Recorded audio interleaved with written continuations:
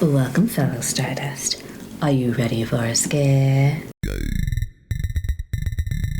Today, I'll be chatting with writer-director John Evrenol, and we'll be chatting about his latest film, Sayara, a femme fatale story. If you're new here, my name is DeRay, aka Rainbow Fright, lover of all things dark, creepy, and weird. And without any further ado, let's jump right in.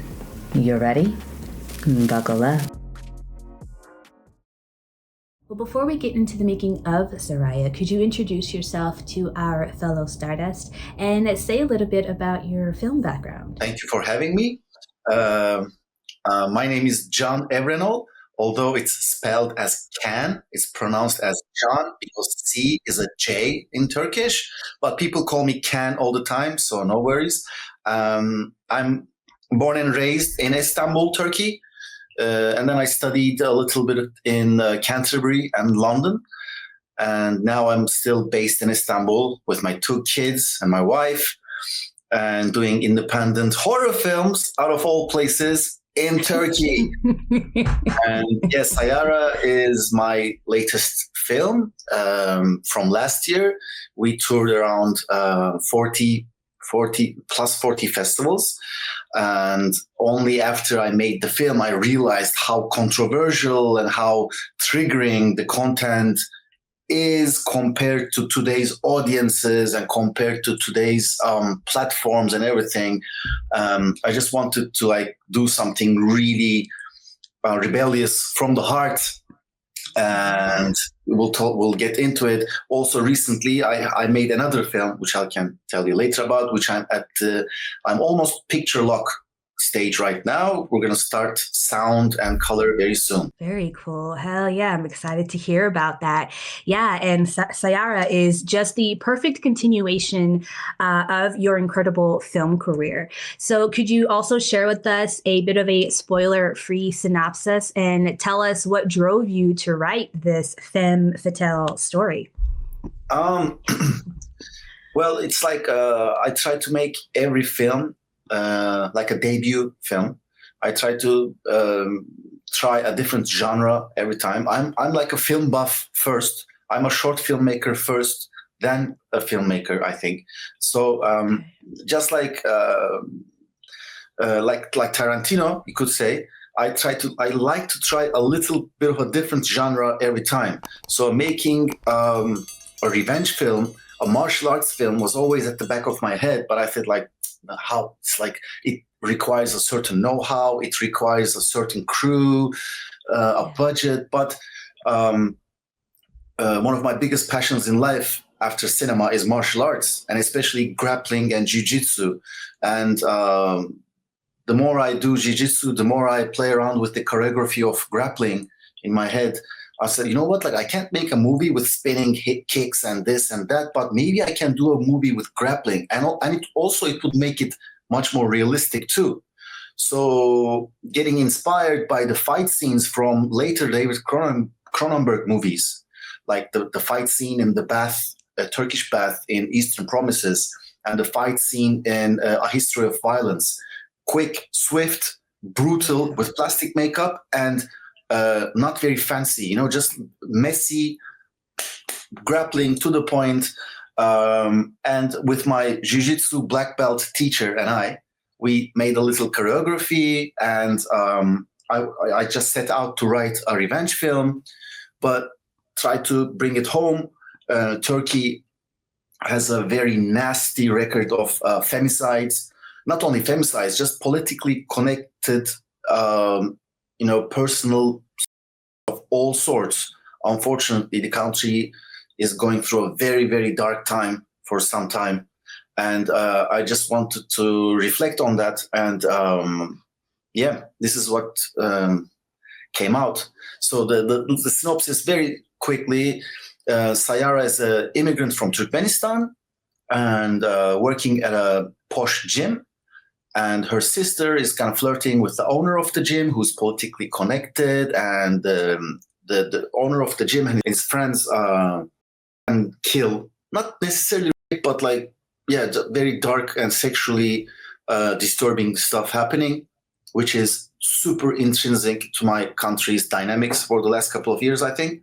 And then Sayara just goes on a crazy rampage of revenge. It turns out that her father was teaching her in the ways of martial arts, some crazy stuff, anything from biting to eye gouging to all the necessary cardinal Yes. stuff. Love it. It is just so good. It's a visual feast for sure.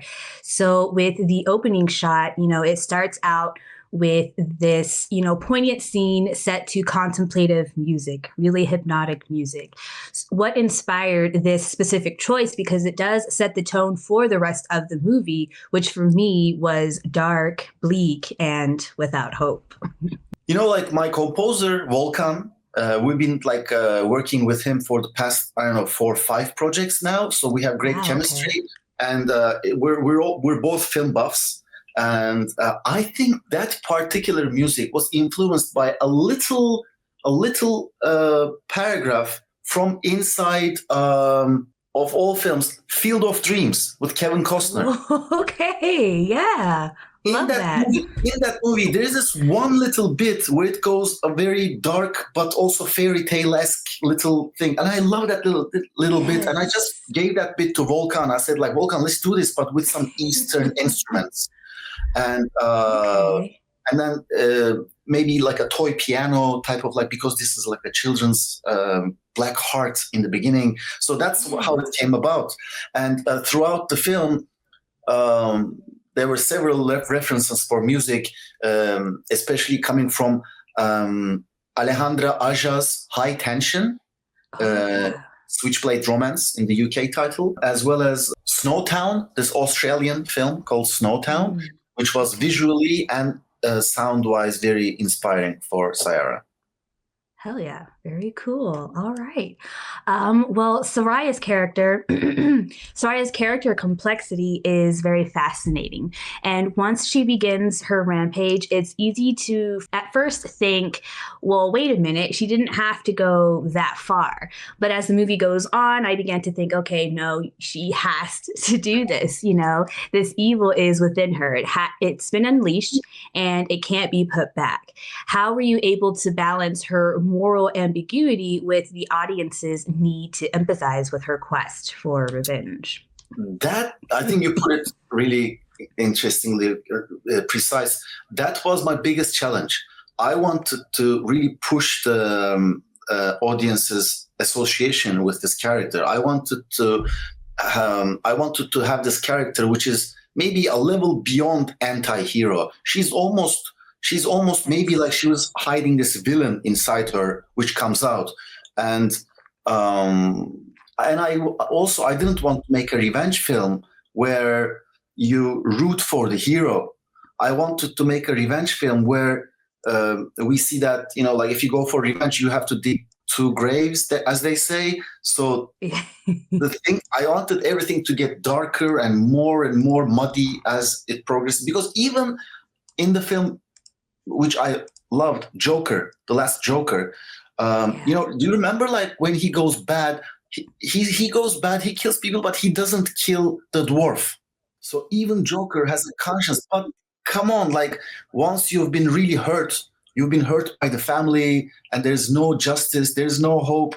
I wanted to make it as dark as the Mad Max movies, the early Mad Max movies, where nobody's going to be spared, and that's why it hurts, So, and also being a film buff myself, I'm very much interested with all the banned movies, censored movies, the most provocative movies, the most triggering movies. So, in my library, I'm a gourmet of the darkest films, and I kind of challenge myself with those movies throughout my 20s and 30s. So when I set out to make this movie, I'm like, okay, I'm going to look at my library and I'm going to be as dark as some of those movies there.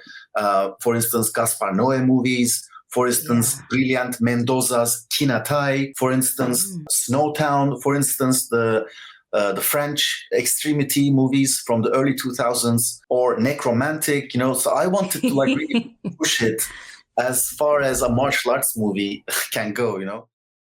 So we touched on this a little bit earlier, but the film touches on deep societal issues like violence against women in Turkey and Turkmenistan. How did you approach integrating these themes without overshadowing the narrative of the film? Well, the narrative of the film, in a way, kind of comes within that. So even if I didn't, if I wasn't purposely touching on any cases in Turkey, even if you just make it up, it will look like something because there are so many of them. But I had a couple of specific hashtags in mind when I was doing this. So just it was like a combination of a couple of them. And unfortunately, the first half of the movie is based on true stories. The second half is a crazy revenge film, which I wish it was based in a way, yeah. Awesome. Yeah. So to go along with that, revenge is a common theme in cinema. So how did you work to make Soraya's journey feel fresh and engaging despite the familiarity of the theme? Yeah, I think my main motive was, as I said, making this an almost villain versus villain type of a revenge story. Yes. And even the sister, from a very conservative point of view, she's not innocent. Nobody's innocent in the film. Everybody, in a way, Exactly. and the bad guys are not really that bad. It's just like they're in such a twisted society. They're just being, some of them are being very irresponsible, and they're being very it's just like the situation goes out of hand. It was kind of like a coincidence. The way it went so dark tells you more about the society rather than a singular personal thing. So I wanted everything to be as gray as possible, and also like the bad guy from Usual Suspects. I don't know if you remember, but like the guy throughout the film, that you don't know who this bad guy is, but this bad guy is called Kaiser Soze. And Kaiser Soze, the mythology goes, when they corner him and when they take his family hostage, he first starts from killing his own family, and then he starts killing everybody else, and then he becomes this huge underworld mythology. So I wanted to have this Sayara as a kind of like a daughter of Kaiser Soze, like a female Kaiser Soze, like if she's pushed to the very corner, she can be the Dark Lord, she can be the Dark Princess of Darkness or something, Yeah.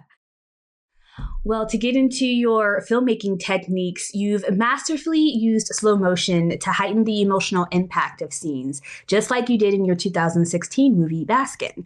The slow motion, I feel, is crucial in your movies because it adds to the buildup of tension and sorrow.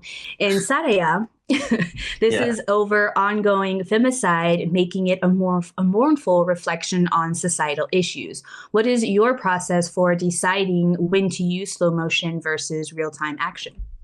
Well, we specifically used slow motion, I think, 3 little scenes before she flips and she just turns the situation over. And that was kind of like my visual cue for Sayara doing this little trick every time. But other than that, I think visually, I was very inspired to do a film with almost no tripod or dolly shots, almost fully handheld on the shoulder, and taking a page out of such filmmakers as Harmony Korine or early Nicholas Winding Refn's Pusher movies. So to give it a very, almost like a dogma kind of feeling, and also continuing the style during the editing, sometimes like leaving this type of like ending of the shots in there, sometimes like starting with them, and like losing and finding the action in a way, this documentary style but verite style crime feeling. And that was my kind of like cinematographical alphabet for this movie. And first of all, this was the only way I could shoot this movie production wise. Secondly, I think I used a lot of lights and dollies and macro shots in my first 2 movies. with my third and fourth film, I'm kind of like taking a break from that and like trying to make it more verite and more dynamic as possible. Yeah. Very So yeah, there was that, and also we tried to make it look as grainy as possible with a good filmmaker friend of mine, Fredrik Hanna from Norway. He's an award-winning short filmmaker. He helped me with the color specifically, and my amazing colorist Andy Mineth. He also like helped me a lot with catching that early 90s, mid 90s Euro crime look, and combined with the Harmony Korine or Nicolas Hundewen type of like camera.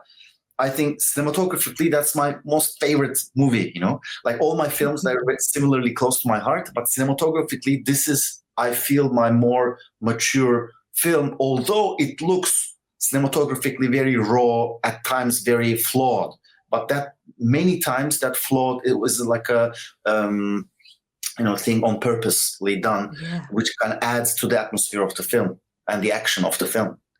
Totally. Yeah, I love the way it looks. It's perfect for the genre and the story and everything. I loved it. Thank you. Go a little bit, and to go a little bit off that, the film, the film often juxtaposes intense scenes with silence or a minimalist soundscape. What's the thought process behind this choice and its intended effect on the audience? Because for me, it creates a sort of vacuum that makes these moments feel more surreal. Yes, I think anytime you play with the sound and music and lack of sound, music taking over a scene or something, it creates this dreamy feeling, which I love. And I think although we don't have, unlike my first two movies, Sayara doesn't have dream logic, but it has the vocabulary of dream logic in its scenes, which adds to and you kind of like share the psyche of the character, or you associate with the dread of the scene. And again, it is a grindhouse approach. It is a short filmmaker's low budget filmmaking indie approach, where you kind of cut corners from the sound editing, where like the character starts with a couple stabs or a couple hits, and then sound goes away, and then it's only music. And it's something I experimented and fell in love with during the early stages of being a short filmmaker, even because I edit my movies myself, and during editing, I try to make the sound edit as much as I can as well. And sometimes I just like take out the sound and put the music on, and like, it looks really arty and looks interesting. So that's it became my style in a way. Very cool. Yeah, I love it. It's so impactful. I feel it every time. So there's this antelope mounted above the fireplace in the third act. And because it's so prominent in this room full of powerful men, I had to look into its symbolism. So with the antelope being associated with the earth element and symbolizing strength and incredible adaptability, was this set design a conscious choice and representative of Sayara in any way? Well, I think I'm like sometimes when critics say that I'm an intuitive filmmaker, I like that. So I think that's how I approach things. Usually it comes from a very shallow and physical choice. In the script, I wanted the end of the film. It will be a bit of a spoiler, but like I wanted to have that antelope head there, and beauty is in the eye of the beholder. I wanted to have a reflection from the eye of the antelope at the wall, and that also kind of like associates with hunting. That associates with somebody watching. It associates with like nature, the survival of the fittest, many things. So like, it kind of fits with the picture in my head, so I put it there. But then it leads the way to such interpretations as you put it, which sounds awesome, which isn't necessarily in my head to begin with. But I think it's also like the choice I made in the paintings on the walls and everything. They kind of fall into places in an intuitive way, But the way I started putting them together was really like, okay, I want the last act of this film to be a tournament, because if you pay attention to I think by the end of the second act, the conflict kind of ends. She could kill them if she wanted, but no, she makes it a game. And the third act, the conflict stops, and the hero's journey kind of like comes to an abrupt. Like, this movie is not about hero's journey. This movie is, okay, in the third act, it's going to be a fucking crazy little tournament, and she's going to take them one by one, and then she's going to cheat and everything. So to make the environment, okay, this is like a living room, and I should be able to like lit fire in it, this and that. So that's how it kind of comes together. Well, and going into that, what were some of your biggest challenges you faced during filming, especially during the action sequences? And were there any challenges during pre-production or post-production? Well, the whole thing was this one big challenge, as if like it was like a to-do list of what's the most difficult thing that we can do, what's the most anti-commercial thing that we can do. It was almost like ticking all the boxes.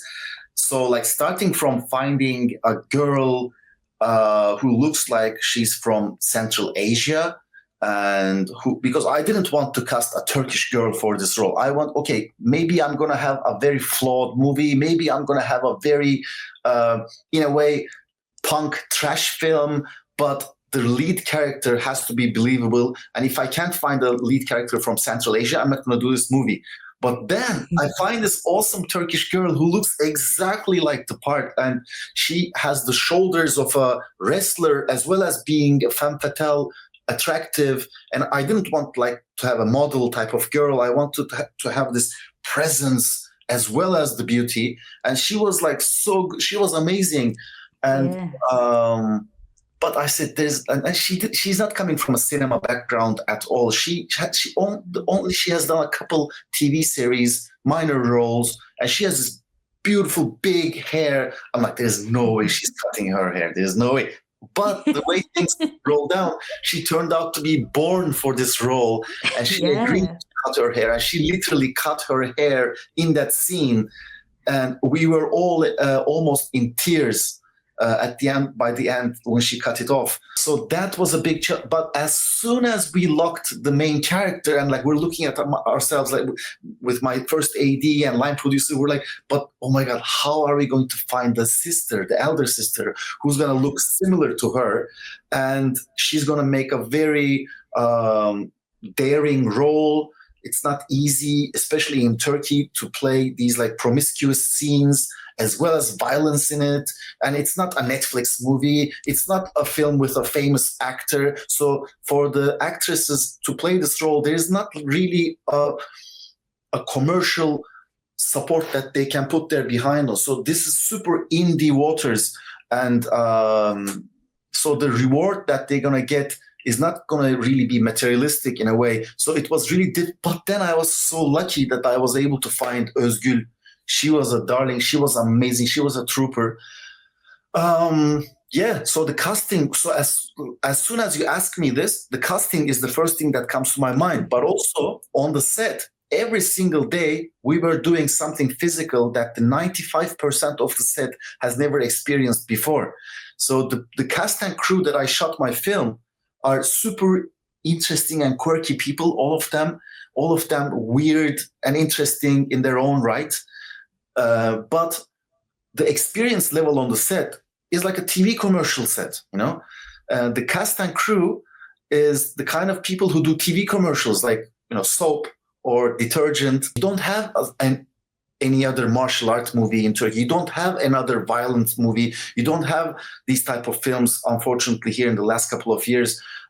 So people don't have that know-how, but I try to find the people that connect with me in a way which kind of, we're talented, much more talented than I am in their own fields, and then they share the vision with me, and then we try to find it in the dark, together. So that is a beautiful, adventurous feeling, but also it's very risky, and you have to have plan B, plan C at all times when things don't work. But it also creates a great camaraderie and a circus type of feeling, a freak show feeling in the set. You know, everybody's like, people, they bond together, and like from day 2 or 3, people look at each other and like, we're doing something unique and special in this part of the world. So that's a very difficult but also emotionally rewarding part of the whole thing. Oh yeah, definitely. It's just such a good movie. And coming off of Baskin, you know, they're very different movies, but also you can compare them and find the similarities between the two of them as well. But both of them are just high on my list of just top horror movies for me. They're wonderful. Awesome. Great to Is there hear anything else? Yeah. Is there anything else you'd like to share about Sayara before we move on to talking about your future project? Yeah. Did I send you a link for the behind the scenes? No, you didn't. Not yet. Okay, I have to. As soon as this is over, I'll send you a little, because I did this little behind the scenes featurette for 30 minutes or something. I think you would really dig it. Yeah, definitely. Okay. I would love that.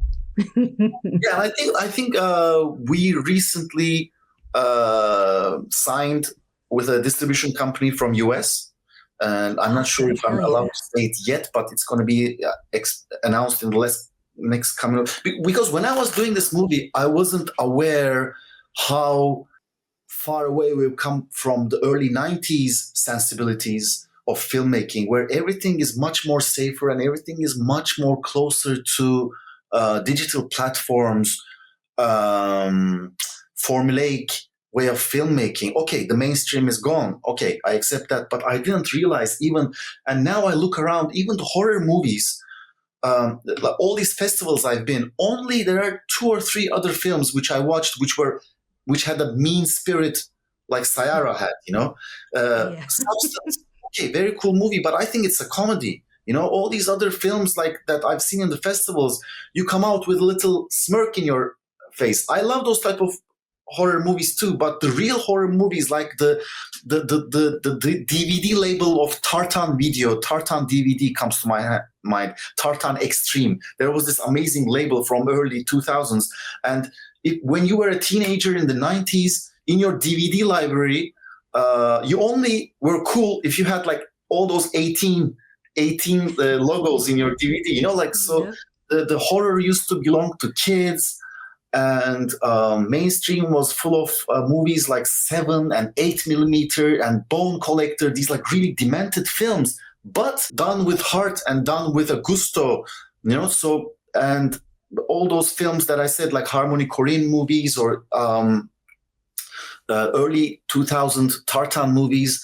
there was the big, much, even in, I think, 2015, there was a wider window for that.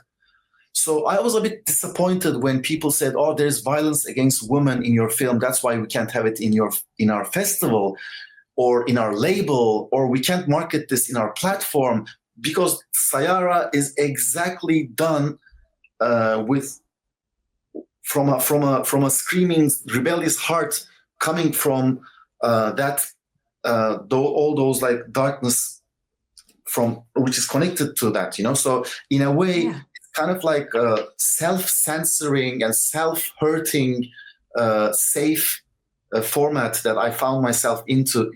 But despite that, I was super lucky that we had many festival runs and we had many festival screenings, and we have some even more coming up.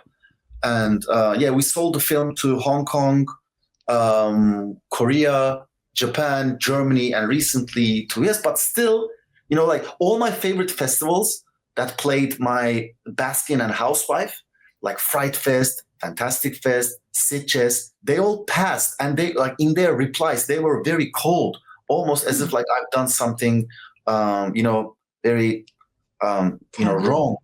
Yeah. Yeah. Well, if Terrifier can make it, you know, yours can make it too in the US and other places. On the contrary, I find Terrifier super shallow, and that is horror too, but it's the lowest form of horror. Sure. And that type of movie becoming very famous says a lot about the way things are, you know.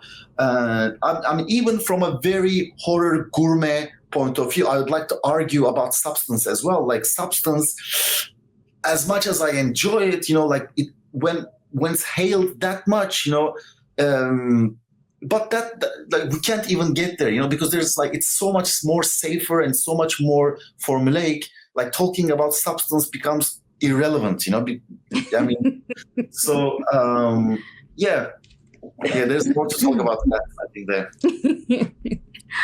All right. So we talked about this earlier too. More and more movies are getting a remake done in another language almost immediately after the original film's released. Some examples would be Wreck, Girl with the Dragon Tattoo, and Speak No Evil. And it's been announced that you'll be making the Turkish remake of The Coffee Table, which I am over the moon about. The original was on my top 10 horror movie list of 2024. Really? And I cannot think of a better director to take on this incredibly tragic story. So yes, what are you able to share with us about this new project? Well, I think if it was announced that I was doing an English Hollywood remake of Coffee Table, it would be much more prestigious for me. It would make much more money for me, but it wouldn't be an exciting news. It would be some news that I wouldn't care about, because I've never even cared to watch the American remake of Speak No Evil, and I heard that it ends on a good note. So no way. I even refuse to watch Let Me In because I love Let the Right One In so much, But this particular film, I think, first of all, I think it's super rare that you get a Spanish festival film remade by a Turkish independent director with Turkish box office actors.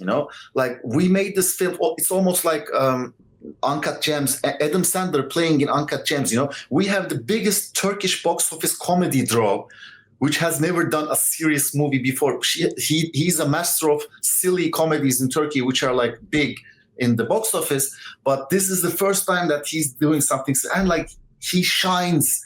He's an amazing actor. I think the director of The Coffee Table, hopefully he's going to appreciate and applaud the acting in my film, if not anything else, and I think he's going to be super happy because it's done with as loyal to the original as possible, but with some of my own twists. And I always thought about this interview with David Cronenberg about The Fly, and he was saying by the time he got the script of The Fly, there were so many Cronenbergian elements in it, and that's exactly how I feel it. So the guy who connected me to this project, Pablo Guiza, who is the kind of the mastermind behind the Turkish Coffee Table, as we call it right now. It's not the official title yet, but we call it the Turkish Coffee Table right now.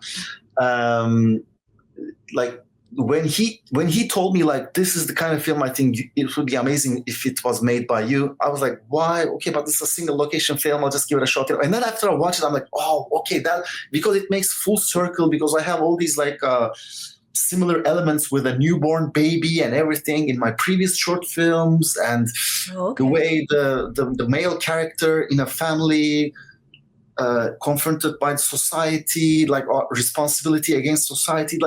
It's very, very interesting. I think I'm going to go as far as saying when the story is done in a Turkish society, it immediately becomes more interesting. Because of the family aspect, because of the wife and husband aspect, it immediately becomes more interesting. And I think I can only say that much at this point, but yeah, I'm super excited about it, and I can't wait. Hell yeah, I cannot wait either. And when do you think that'll get released, in 25 or 26? I think 25 I think it's going to do a similar festival run in terms of period to Sayara, and